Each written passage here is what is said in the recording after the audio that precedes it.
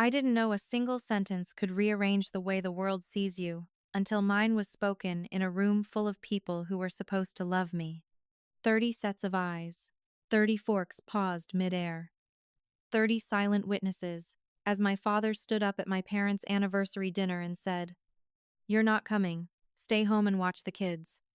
The applause from everyone moments before still hung in the air. Chairs scraped, wine glasses tilted.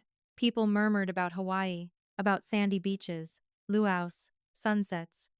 But the sound that cut deepest wasn't theirs. It was the quiet in my chest when the word "you're not coming" echoed against every memory I ever had of being just there. Have you ever been in a room full of smiling faces and felt completely invisible? If this feels familiar, hit like, and if you understand quiet strength, you belong here.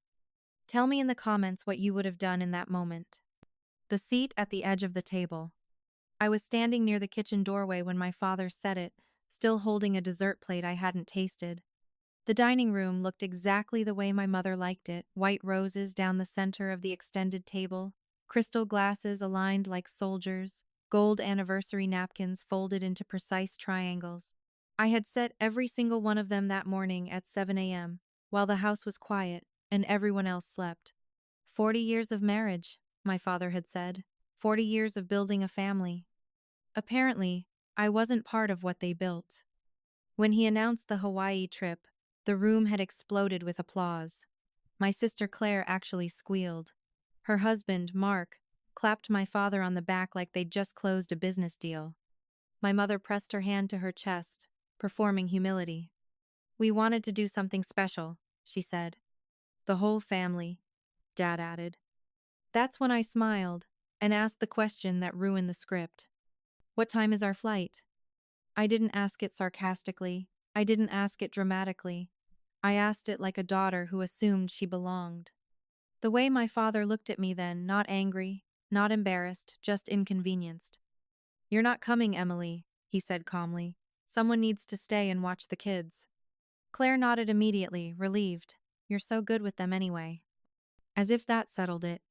I could feel people avoiding my eyes. A woman from church suddenly found the butter dish fascinating. One of my father's old colleagues cleared his throat and reached for more wine. Nobody said, "Wait." Nobody said, "That doesn't seem fair." And that was the moment I understood something that had been true for years. They didn't see me as a daughter.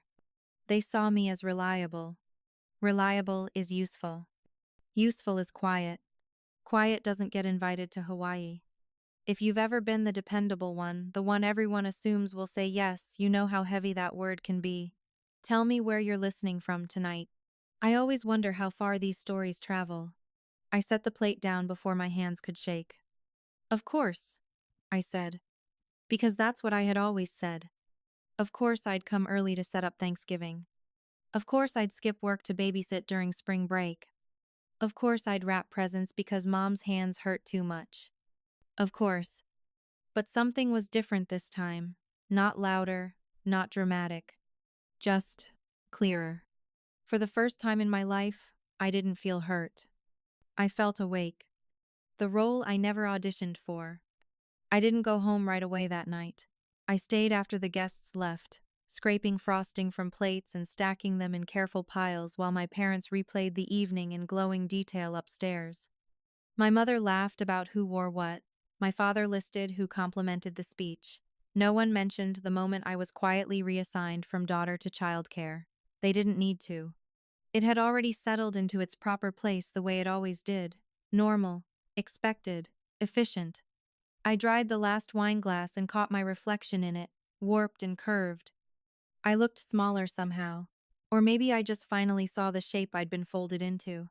I have always been the dependable one. Not the brilliant one like Claire. Not the charismatic one like Mark. I was the calm one. The one who didn't make scenes. The one teachers described as easy, easy to please, easy to schedule around, easy to forget. When Claire had Oliver, I rearranged my accounting clients so I could help 3 afternoons a week. When she had Lily 2 years later, I added weekends. It wasn't forced, not exactly. It was assumed, and assumptions can be louder than demands. "You're so good with them," my mother would say. You don't mind. I never corrected her. Because part of me liked being needed. Being needed felt close to being loved. But there's a difference between love and dependency. Love sees you. Dependency sees your function. Somewhere along the way, my function replaced my identity. I wasn't Emily anymore. I was availability. I was backup. I was the number you dial when the nanny calls in sick. That night, driving back to my apartment, I kept hearing my father's tone. Not cruel, just factual. You're not coming. The calm certainty of someone who never imagined being questioned. That certainty didn't come from one decision. It came from years of my silence confirming it. If you know what it's like to be quietly assigned a role you never chose, you understand how it happens. It doesn't explode, it accumulates. And something inside me, something steady and long ignored, began to ask a question I had never allowed before. What would happen if I stopped being easy? The pattern no one questioned. The thing about being easy is that people build their lives around your compliance. Claire didn't ask if I could watch the kids the week of Hawaii. She informed me. It'll be good bonding time, she said, already scrolling through resort photos. My mother didn't ask if I had work deadlines. You work from home, she reminded me, as if that translated to endless spare hours. My father didn't check my calendar, he assumed it was blank, and maybe that assumption hurt the most. Not that they needed me, but that they believed I had nothing else. I drove home that night through quiet suburban streets lined with identical porch lights. My apartment was 20 minutes away, small but mine. Beige carpet, thrift store couch, secondhand bookshelf. My mother once called it temporary. I never corrected her. I unlocked the door, stepped inside, and felt the silence wrap around me differently than usual. Not lonely, not sad, just still. I sat at my kitchen table and opened my laptop. An email glowed unread in my inbox, one I had been avoiding all week. The subject line read, Exhibition Proposal, Santa Fe Arts Collective. I had seen it earlier and closed it quickly, telling myself I'd respond after the anniversary dinner chaos passed. I'd been photographing quietly for almost 3 years now. Landscapes at dawn, women waiting at bus stops, storefront reflections that captured people in between moments. I never posted my face. I never told my family. I told myself it was a hobby, something small, something safe. Because if it stayed small, it couldn't be dismissed. But sitting there at midnight replaying, You're Not Coming, I realized something uncomfortable. They thought I had nothing important because I never showed them anything important. I kept my dreams folded like old receipts in a drawer. I minimized myself before they could. The email wasn't spam. It was real. They wanted to feature 5 of my pieces in a fall show. A small show, yes, but legitimate, professional, paid. I stared at the message until my eyes blurred. What if the reason they didn't see me wasn't only them? What if I had participated in my own invisibility? That thought wasn't accusation. It was awakening. And awakening is rarely loud. It's a slow shift in posture. A straightening of the spine you didn't know was bent. If you've ever hidden a part of yourself to make others comfortable, you recognize that moment. It's subtle, but it changes everything. That night, instead of replying with hesitation, I typed one sentence. I would love to discuss the exhibition further. Then I hit send. The thing I never told them. I bought my first real camera the year I turned 30. Not brand new, not flashy. A used Canon from a small photography shop downtown that smelled like dust and old paper manuals. The man behind the counter asked if I was a beginner. I nodded. He said, Good. Beginners notice things experts forget. I carried that camera home like it was fragile glass. I didn't tell my parents. I didn't tell Claire. Not because they would forbid it, they wouldn't. They would smile politely. They would say, That's nice, and then they would forget by the next conversation. That kind of dismissal is quieter than criticism, but it lingers longer. So I kept it to myself. I started going out early in the mornings before my accounting work began. Sunrise light does something honest to the world. It softens harsh lines without hiding them. I photographed empty playgrounds before children arrived, women unlocking bakery doors, elderly men reading newspapers alone at corner diners. I was drawn to people in in-between moments, not the celebration, not the crisis, the pause.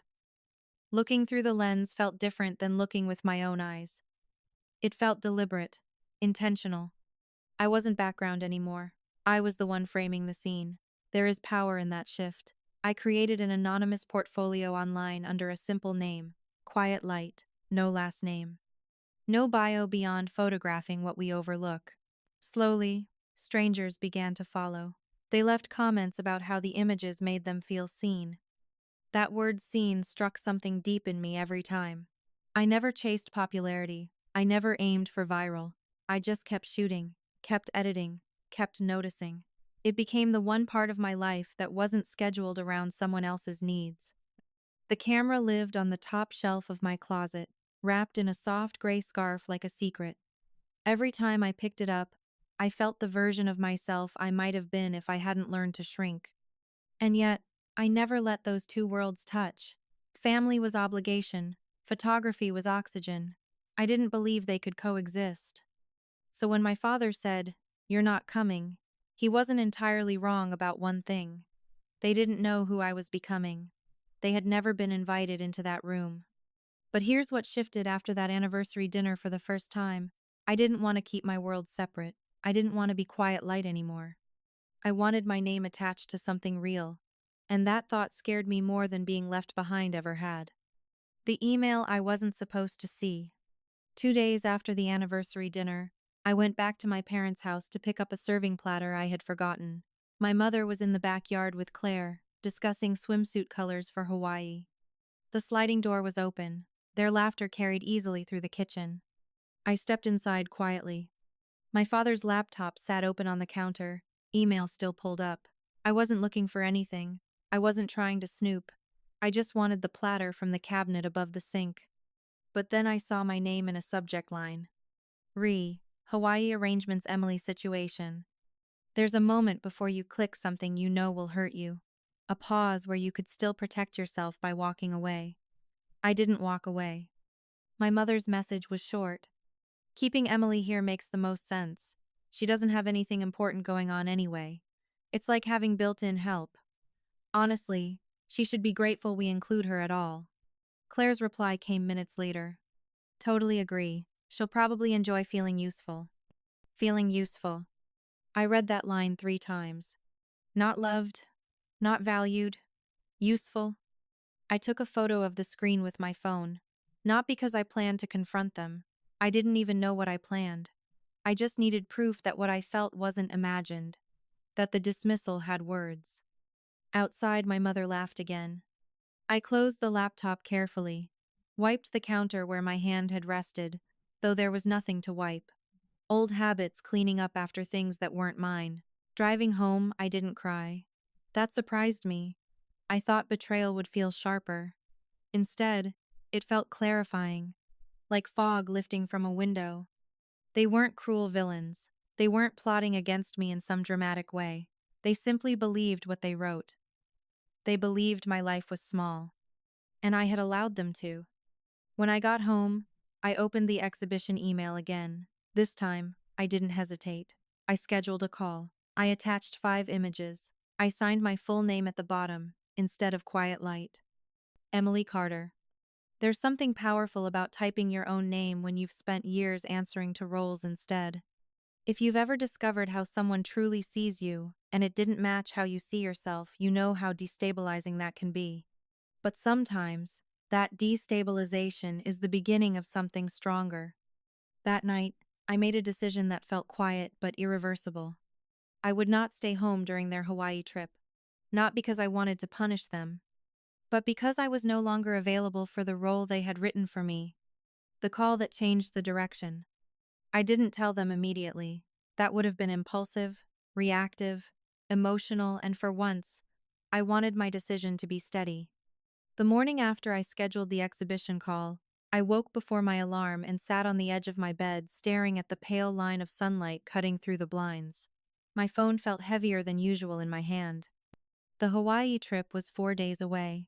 4 days before they expected me to move into their house and run it like unpaid staff.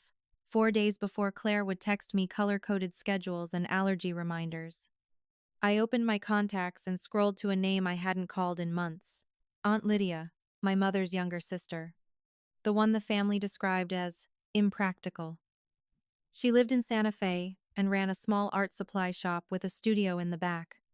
Growing up, she was the only adult who ever asked me what I liked instead of what I was good at. When she answered, her voice was warm and unhurried. Emily, honey, it's early. Everything okay? I didn't mean to tell her everything, but once I started, it all came out. The anniversary dinner, the email, the word useful. There was a long pause on the other end. Then she said something simple. You know you don't have to stay. It sounds obvious now. But when you've been conditioned to prioritize everyone else, permission feels revolutionary. They'll say I'm selfish, I told her. They already do, she replied gently. The question isn't what they'll say, it's what you'll believe. We talked for almost an hour. About art. About fear. About how families sometimes freeze you in the version of yourself that serves them best. Before we hung up, she said, if that exhibition is in Santa Fe, you have a place to stay. Spare room above the shop. No strings attached. No strings attached. I stared at my ceiling after the call ended. For 32 years, every offer of belonging had come with expectation attached. Babysit, help, adjust, compromise. This one did not. That afternoon, the gallery coordinator replied, confirming the dates. The show would open the same week my family left for Hawaii. I almost laughed at the symmetry. Life has a way of presenting crossroads quietly. No fireworks, just two paths placed side by side. One familiar and shrinking, one uncertain and expansive.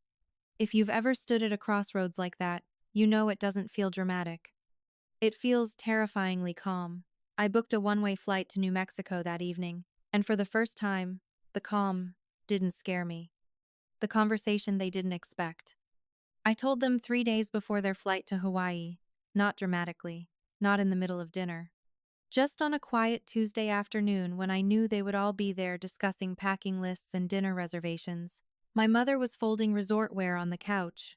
Claire was on the floor organizing sunscreen bottles into a tote bag. My father sat in his recliner reading the newspaper like he always did. Present, but detached.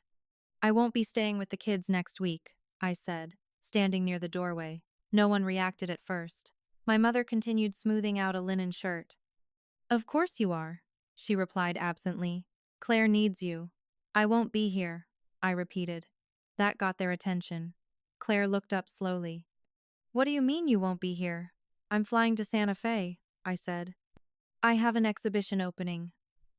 Silence filled the room in a way that felt heavier than the anniversary dinner. My father lowered the newspaper inch by inch. My mother blinked like she hadn't processed the words correctly. An exhibition of what? She asked carefully. My photography. Claire laughed once, short and confused. Since when are you a photographer? Since always, I almost said. Instead, I answered, for the last 3 years. The air shifted. Not angry yet, just destabilized. Emily, this isn't funny, my mother said. We leave in 3 days. I know. The children are counting on you. That sentence landed the way it always had designed to pull me back into orbit. But something inside me held steady. You'll need to make other arrangements. My father finally spoke. You committed to this. No, I said quietly. You committed me. Claire's face flushed. You're being selfish. There it was. The word I'd been preparing for. I nodded slightly. Maybe, but I'm still going. The room felt smaller. My mother stood up now, controlled but sharp. Family comes first. I met her eyes. Only when it's convenient. That was the first time I had ever pushed back directly. My voice didn't shake. My hands didn't tremble. It wasn't anger driving me. It was clarity. If you've ever surprised yourself by how calm you felt when finally telling the truth, you know that kind of strength. It doesn't roar. It settles. You're choosing strangers over us? Claire asked. I'm choosing myself, I said. And for the first time, that sentence didn't feel like rebellion. It felt like alignment. The silence after selfish. The word selfish stayed in the air long after I said I was going anyway. My mother didn't yell. She didn't cry. She did something worse. She withdrew. She turned back to her folded linen shirts, as if I were a minor inconvenience that would resolve itself with time. Do what you want, she said flatly. But don't expect us to rearrange everything because you've decided to experiment. Experiment. As if my life were a phase. Claire stood up, arms crossed. Mark can't just take off work to stay home. We planned this months ago. Then hire someone, I replied. The suggestion sounded radical in the room. Hire someone. As if paying for childcare were outrageous compared to assigning it to me for free. That's a waste of money, my mother said immediately. I almost smiled at the honesty. There it was again. Not about family, about convenience, about cost, about what was easiest. And I had always been the easiest solution. My father cleared his throat. You're overreacting to one email. I hadn't told them I'd seen it. So that sentence landed differently. I watched his face carefully. He realized too late what he'd revealed. Claire's eyes flickered toward him. My mother stiffened. What email? She asked sharply. The silence that followed said enough. I didn't raise my voice. The one where I should be grateful to feel useful. My mother's lips pressed thin. You invaded our privacy. You defined my value, I answered. For a moment, no one spoke. The children's toys were scattered on the floor near Claire's bag. Small plastic dinosaurs and a doll missing one shoe. Evidence of the life I had helped manage for years. You're twisting this, Claire insisted, but her tone lacked conviction. I looked at her, really looked. Not as the golden child, not as the sister who always got the spotlight. Just as a woman who had grown accustomed to never being told no. I'm not angry, I said, and I meant it. I'm just done. If you've ever reached that quiet point, not explosive, not dramatic, just finished, you know it's different than rage. Rage burns. Being done is cold and steady. My mother finally said, if you walk out on this family, don't expect things to be the same when you come back. I nodded. That's the point. That night I packed one suitcase. Not as an act of defiance, as preparation. And for the first time in my life, I wasn't packing for someone else's trip. I was packing for my own. Leaving without slamming the door. The morning of my flight, no one called. No dramatic last-minute pleas, no apologies, just silence. It felt almost polite, like we had all agreed not to make it messier than it already was. I loaded my suitcase into the trunk of my car before sunrise. The neighborhood was still, sprinklers ticking rhythmically against manicured lawns. I paused for a moment in the driver's seat, hands resting on the steering wheel, waiting for doubt to flood in. It didn't. There was nervousness, yes, a tightness in my stomach. But not regret. Regret feels heavy. This felt light, unfamiliar, but light. At the airport, I watched families cluster around check-in kiosks, children clinging to stuffed animals, parents juggling boarding passes. For years, I had moved through spaces like this as an accessory to someone else's itinerary, the reliable extra pair of hands. This time, I was alone, not abandoned, alone by choice. That distinction matters more than people think. The flight to Albuquerque was 3 hours and 40 minutes. I didn't read. I didn't scroll. I stared out the window at shifting clouds and let the enormity of what I was doing settle into my bones. I wasn't just skipping babysitting duties. I was stepping out of a pattern that had defined me for decades. When you break a pattern, even a harmful one, your body feels the tremor. Somewhere over Texas, I pulled my phone out and opened my camera roll. I looked at the screenshot of the email again. Not to reopen the wound, but to remind myself that I wasn't inventing this. Sometimes, when you choose yourself, guilt tries to rewrite history. It whispers that maybe it wasn't that bad. Maybe you misunderstood. Proof keeps you steady. I deleted the screenshot before we landed. I didn't need it anymore. The truth had already done its work. If you've ever walked away from something familiar to protect your own dignity, you understand that it rarely feels heroic. It feels quiet, practical, necessary. When the plane touched down, I took a breath I hadn't realized I'd been holding for years. And as I stepped into the dry New Mexico air, I didn't feel like someone running from her family. I felt like someone arriving in her own life. The room. Above the shop. Aunt Lydia was waiting outside the terminal holding a hand-painted sign that said Emily in bold blue letters, as if I were someone important arriving for an event instead of a woman quietly leaving home. She hugged me without asking questions first. That alone loosened something in my chest. The drive to Santa Fe felt different from home, wide sky, adobe buildings, mountains in the distance that looked both steady and ancient. Nothing about this place felt rushed. Her art supply shop sat on a corner near the plaza, warm terracotta walls and big front windows filled with canvases and jars of paintbrushes. Above it was the small apartment she had mentioned. "It's nothing fancy," she said as she carried one end of my suitcase up the narrow stairs. It wasn't fancy. It was simple. White walls, wooden floors, one large window that let in golden afternoon light. A small desk sat near the window, a narrow bed with a handmade quilt, a plant in the corner that looked determined to thrive. "You can stay as long as you need," she said. "No timeline, no conditions." I set my suitcase down and stood in the middle of the room, letting the quiet settle around me. This wasn't dramatic freedom. It was modest, sustainable, earned. That evening, we ate takeout at her small kitchen table. She asked about my exhibition not in a skeptical way, but in detail. "What themes are you exploring? What do you want people to feel?" No one had ever asked me that. Not seriously. I told her about the women at bus stops, about the early morning light, about the in-between spaces. She listened like it mattered, because it did.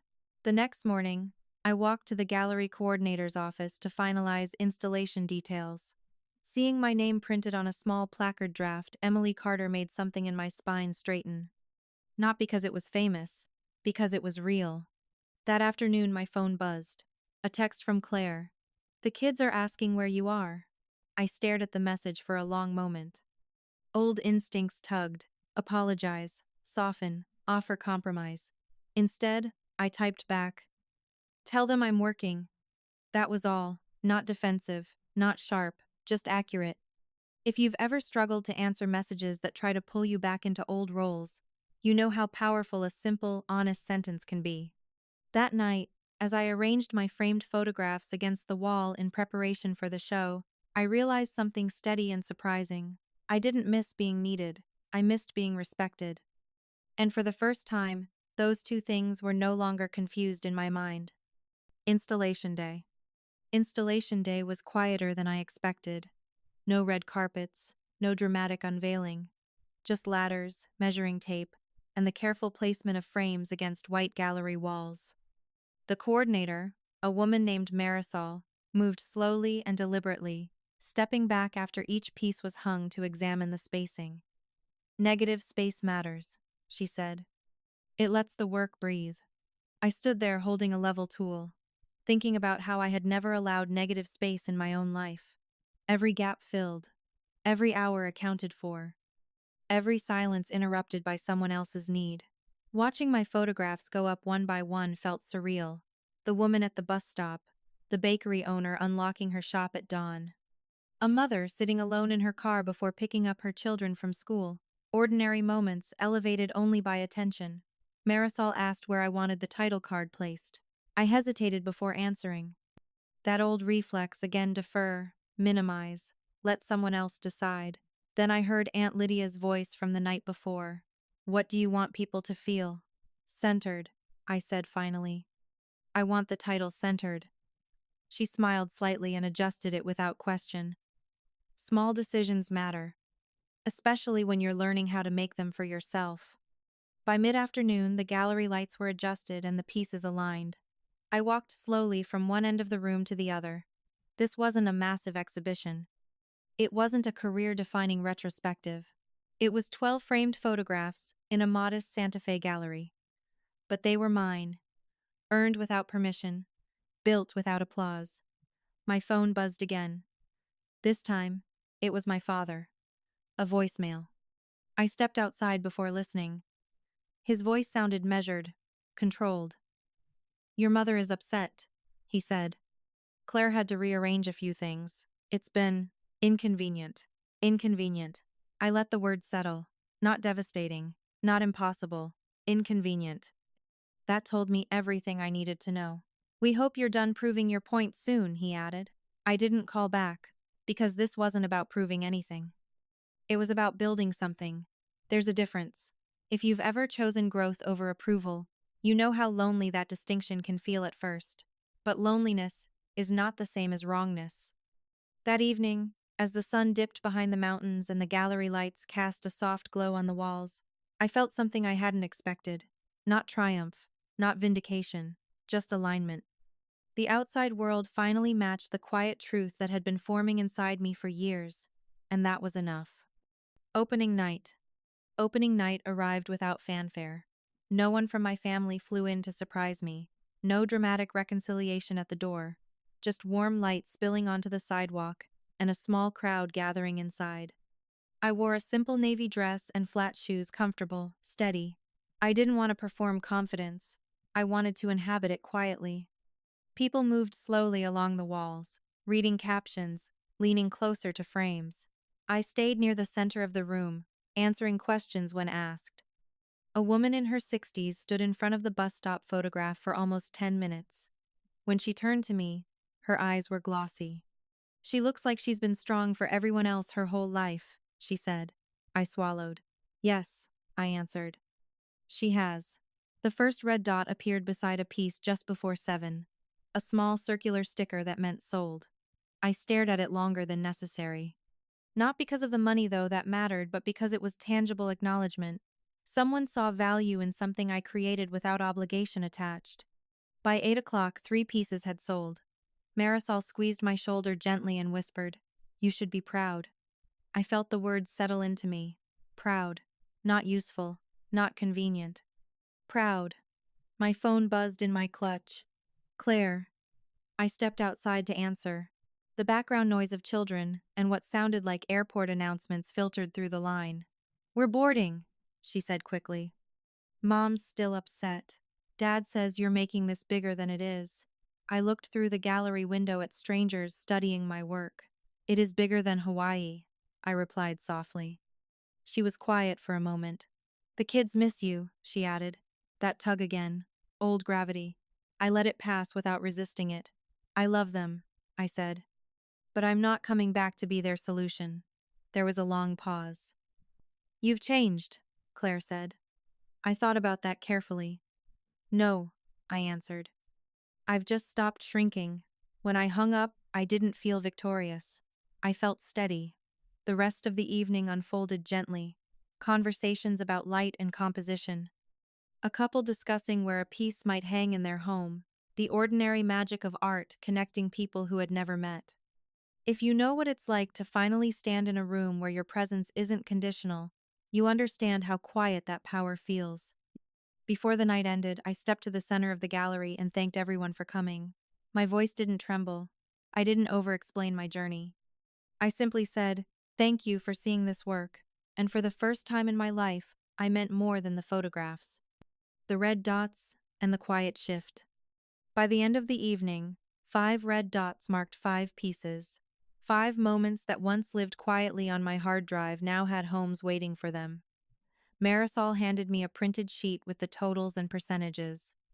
I studied the numbers carefully, not out of greed, but disbelief. I had earned more in one night than I usually made in 2 months of part-time accounting. The money wasn't life-changing. But the implication was, my work held weight, tangible, measurable weight. After the last guests left, the gallery fell into that gentle hush that comes when energy lingers in a space.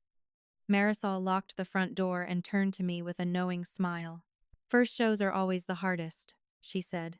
"After this, you won't doubt as much." I almost laughed at that. Doubt doesn't vanish overnight. It fades slowly, like fog lifting in stages. Outside, Santa Fe's night air felt cool and dry against my skin. Aunt Lydia wrapped her arm around my shoulders as we walked back toward the shop. "You didn't prove anything tonight," she said softly. "You just stood where you belong." That sentence settled deeper than any compliment. I didn't need to prove them wrong. I just needed to stop proving myself small. Back upstairs in the apartment, I placed the small envelope with my portion of the sales on the desk near the window. I stared at it for a long time before opening it, not because of the money but because it symbolized something I had never had before: compensation without guilt, recognition without strings. My phone buzzed again. A group text from my family. A photo of the kids on the beach in Hawaii. A caption from my mother. Family vacation. Missing one. I looked at the image carefully. Smiling faces. Ocean behind them. Claire's arm around her husband. My father holding a coconut drink. It looked effortless. It looked complete. For a brief moment, something inside me tightened. The old narrative whispered, "They're fine without you. You weren't essential after all." But then, another thought followed, softer, wiser. They were fine, and so was I. That's what balance looks like. Not martyrdom, not indispensability. Just separate lives functioning independently. If you've ever stepped away and realized the world didn't collapse without you, you know how strangely freeing that can feel. Before going to bed, I turned off my phone. Not out of anger, just peace. And as I lay in the quiet above the art supply shop, I realized something subtle but profound. I didn't feel invisible anymore. I felt grounded. The call I didn't expect. The Hawaii trip ended without ceremony. No dramatic confrontations. No urgent demands for me to return immediately. Just a shift in tone. A few days after they came back, my father called again. This time I answered. His voice sounded different, less controlled, less certain. "We're home," he said, as if I might not have known. "How was the trip?" I asked. There was a pause. "Busy," he admitted. "The kids were a lot." I pictured Claire juggling sunscreen and meltdowns without my quiet assistance in the background. I didn't feel satisfaction. I felt distance. "I'm glad you managed," I replied evenly. He cleared his throat. "Your mother thinks this whole thing has gone too far." There it was again, the suggestion that I had escalated something that had simply been revealed. "It went exactly as far as it needed to," I said. Silence lingered between us. It wasn't hostile. It was unfamiliar. My father had always spoken to me in conclusions, not questions. But then he surprised me. "Are you making money from this?" The question wasn't mocking. It was practical. Curious even. "Yes," I said. "Some." Another pause. "I saw a photo online," he added quietly. "You looked confident." I didn't know what to do with that. For years, my confidence had been measured by how well I supported others. Now he was seeing something else, or trying to. "I am," I answered simply. He sighed, a sound that carried more complexity than I expected. "Your mother doesn't understand this," he said. "She thinks you're rejecting us." I let that sit. "I'm not rejecting you," I said. "I'm rejecting the role." The difference mattered, even if they couldn't see it yet. After we hung up, I stared at my reflection in the small bathroom mirror above the sink. I looked the same brown hair, same steady eyes. But something subtle had shifted in my posture. I wasn't bracing anymore. If you've ever had a conversation with someone who only starts to see you once you step away, you know how delicate that moment feels. It's not reconciliation. It's not resolution. It's simply awareness beginning to form. That week, another piece sold. A woman from Denver called to say she wanted the photograph of the mother sitting alone in her car.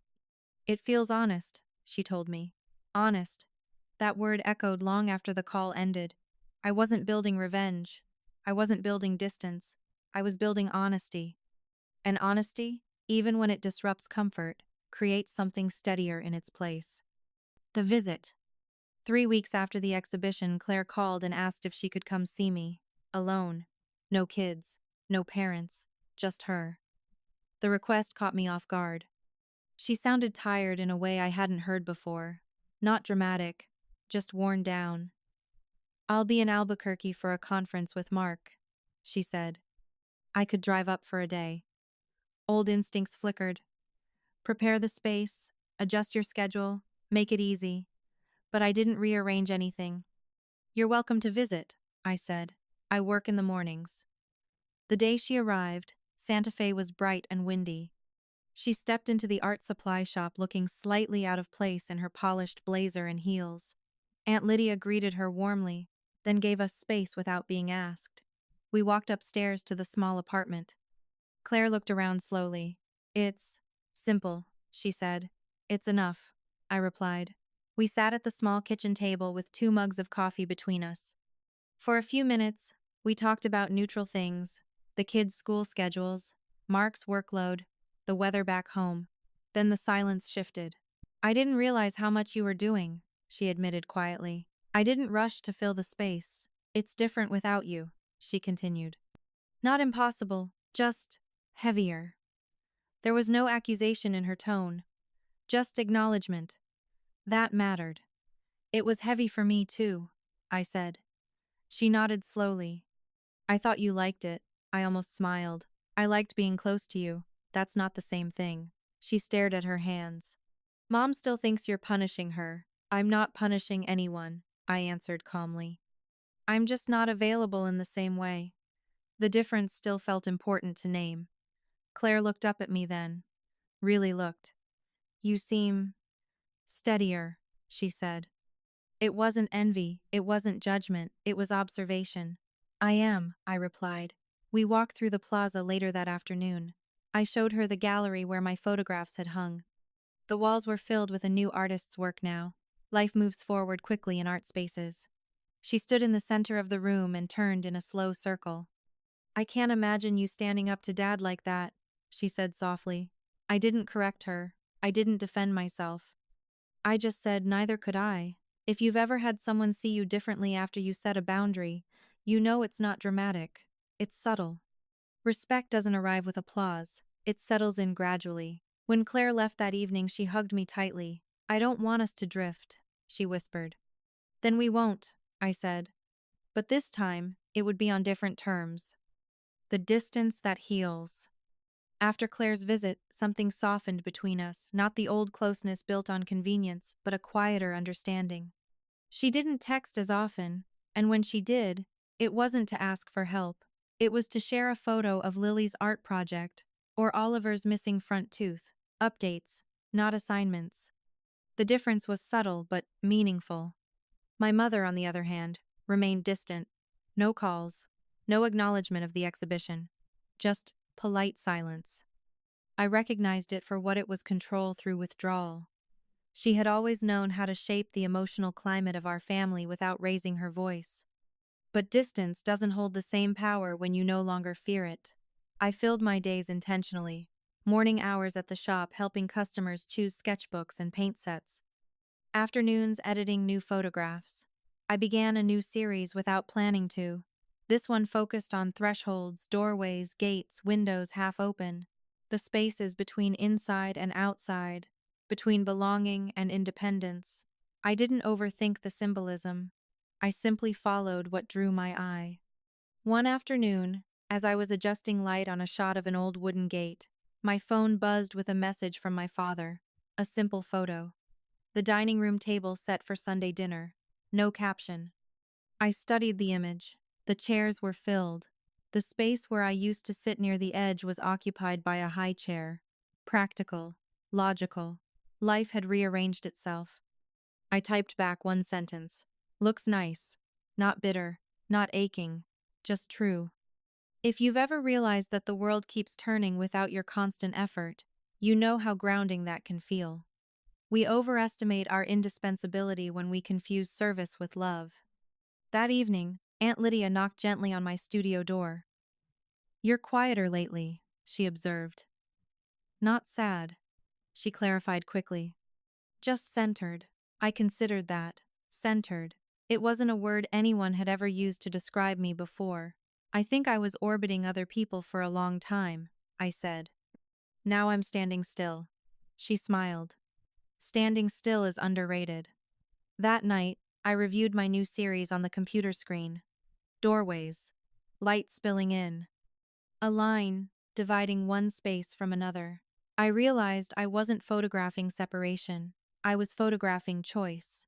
And choice feels very different from abandonment.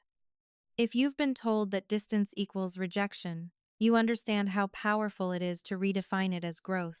Not every boundary is a wall. Some are simply a doorway you decide when to walk through. The invitation.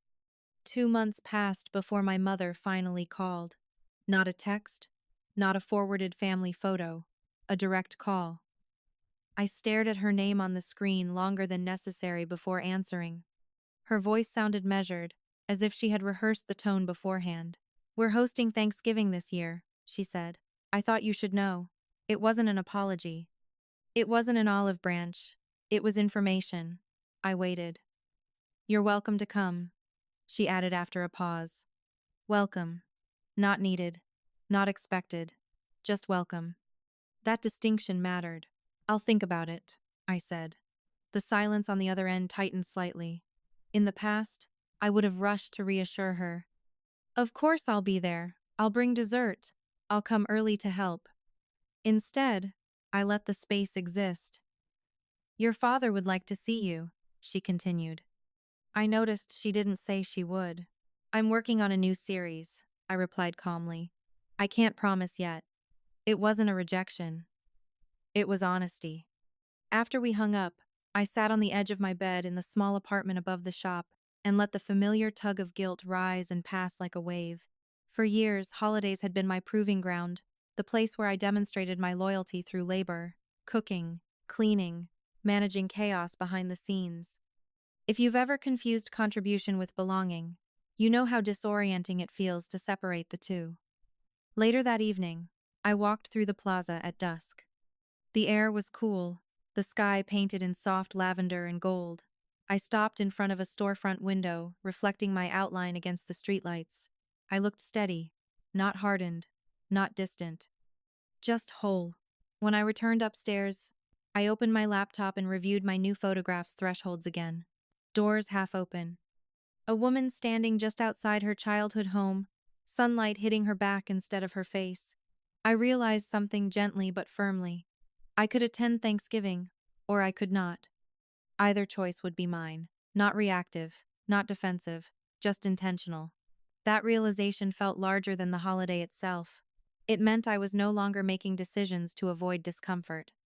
I was making them to honor alignment. A few days later, I texted my mother, "I'll come for dinner, not early." 3 words at the end changed everything. Not early. A small boundary. A clear one. Sometimes dignity isn't declared in speeches, it's practiced in arrival times. And for the first time in my life, I was arriving on my own terms. Not early. I arrived at 4:30. Dinner was at 5. For most families, that would be normal.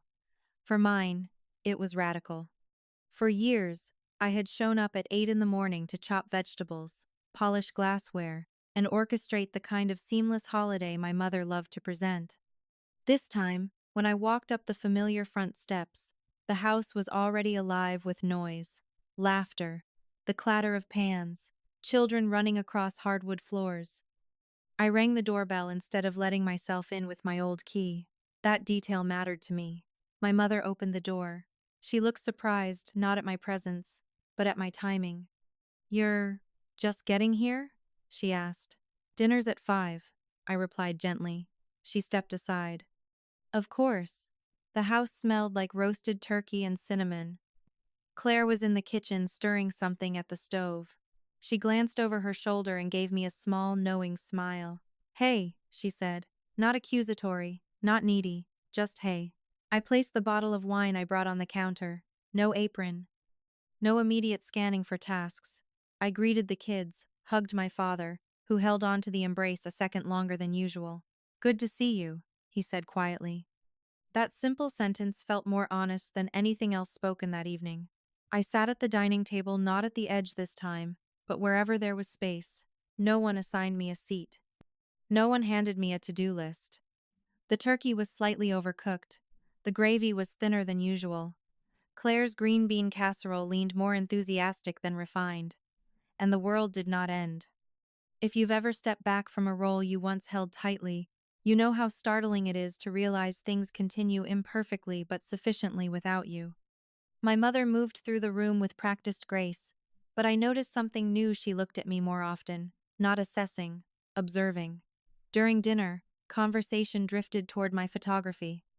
My father asked about the new series. Claire mentioned the article that had come out online. My mother listened without interrupting. She didn't praise, she didn't critique, she simply listened. That too was different. When dessert ended and dishes began piling in the sink, I stood up. Old reflex.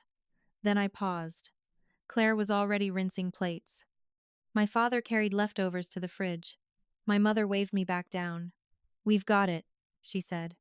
4 simple words. I sat. Not because I was lazy. Not because I didn't care. But because this time, caring didn't require erasing myself. I left at 8:30. Not last. Not exhausted. Just present. And as I drove back to the airport hotel that night, I realized something steady and quiet. I hadn't returned to my old role. I had returned as myself. After the noise settled, when I flew back to Santa Fe the next morning, I didn't feel the emotional whiplash I used to after family gatherings. There was no replaying every sentence in my head. No wondering if I had said too much or not enough. I had shown up. I had eaten. I had left. And somehow, that felt complete. Back in my studio, I unpacked slowly. The houseplants in the window leaned toward the light exactly as I had left them. My camera sat on the desk beside a stack of prints waiting to be reviewed. Nothing dramatic had changed while I was gone. And that steadiness felt like proof of something important. My phone buzzed that evening. A message from my mother. "Thank you for coming yesterday." I read it twice. No qualifiers. No commentary. Just gratitude. I typed back, "Thank you for inviting me." That was all. Not because I didn't have more to say, but because not everything needs expansion. Sometimes a simple exchange is enough. A week later, my father sent me a photo of a framed print hanging in their hallway. One of mine, the woman at the bus stop. It wasn't centered perfectly. The lighting wasn't ideal, but it was there, in the house where I had once felt invisible. I stared at the image for a long time before responding. "She looks good there," I wrote. He replied, "She does." I understood the layers in that sentence. Not apology, not confession, but acknowledgement. If you've ever watched people adjust slowly to the boundaries you set, you know it doesn't look like transformation. It looks like small, steady recalibration. My life in Santa Fe continued building itself quietly. The new series gained interest. A regional magazine asked to feature a few pieces. I expanded my morning hours at the shop and rented a slightly larger studio space 2 blocks away. Not because I was chasing growth aggressively, but because I finally believed I was allowed to expand. One afternoon, while reviewing images of a half-open door glowing with sunset light, I realized something that made me pause. I didn't resent my family anymore. I didn't feel the need to prove anything to them. I wasn't waiting for validation or bracing for criticism. I had stepped into a version of myself that didn't require either. If you've ever reached the point where peace replaces performance, you understand how quiet and powerful that shift can be. I wasn't the helper. I wasn't the rebel. I wasn't the overlooked daughter. I was simply Emily, and for the first time, that felt like enough. The life that no longer asks permission. This morning I woke before the alarm, before the light, before the world had a chance to ask anything of me. There is a particular kind of quiet in Santa Fe just before sunrise. The air feels suspended. The mountains look almost blue-gray, as if they haven't decided yet what color to be. I stood by the window with a mug of coffee warming my hands and realized something I never used to notice. No one was waiting for me to fix anything. For most of my life, mornings began with anticipation not of possibility, but of obligation. Who would text? What would break? Which plan would shift and require my flexibility?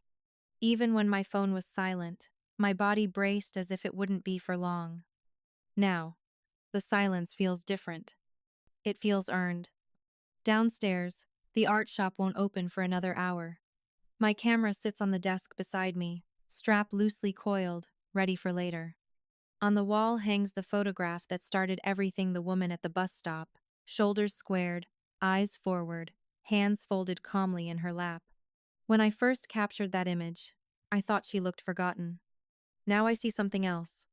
She looks steady, not waiting to be rescued, not asking to be chosen, simply occupying her own space without apology. A year ago, I wouldn't have understood the difference. My phone vibrates softly on the table. A message from Claire. A picture of the kids in matching holiday pajamas, grinning at the camera with frosting on their cheeks. Beneath it, she writes, "They're asking if you'll be here for Christmas." There's no edge in the message, no assumption, just a question. I let it sit for a moment, feeling the old reflex rise, calculate, accommodate, ensure no one feels disappointed. But reflex is not the same as truth. I type back slowly. Maybe. I'll check my schedule. That sentence still surprises me. Not because I'm trying to withhold myself, not because I want to create distance, but because for the first time, my schedule is real. My time is real. My work, my rest, my space, they are not placeholders waiting to be claimed by someone else's need. If you know what it's like to be the reliable one, you understand how radical that shift is. The dependable daughter, the flexible sister, the automatic yes. Some of you listening have lived inside that role for decades. You wake up already prepared to bend. And bending feels noble until you realize you've been bending so long you forgot what your spine feels like straight. That's what changed for me. Not my family. Not their personalities. Not even their expectations. What changed was the quiet decision that my life was not a supporting character in someone else's narrative. I don't resent them anymore. That's important. Resentment is heavy, and I carried it long enough to know its weight. They operated from what was familiar to them. I operated from what was familiar to me. Patterns aren't villains. They're habits. And habits can be unlearned. The last time I visited home, I arrived at dinner on time, not early, not exhausted, not scanning the kitchen for ways to earn my seat. I sat. I ate. I left when I was ready. No one collapsed. No one accused me of abandonment. The world adjusted. That might be the quietest form of justice there is. Not humiliation, not revenge, not a dramatic speech that rewrites history. Just adjustment. Just the natural consequence of someone no longer volunteering to disappear. If this story felt close to your own life, if you've ever been the one expected to stay behind while everyone else boards the plane, I want you to hear this clearly. You are allowed to board your own. This space was built for people who are learning to choose dignity without becoming bitter. If that matters to you, strength doesn't beg, it builds. Subscribe. We don't tell revenge fantasies here. We tell the truth about boundaries. Stand with us. And if you understand quiet strength, the kind that doesn't need applause, then you already belong here. Stay. Strength grows here.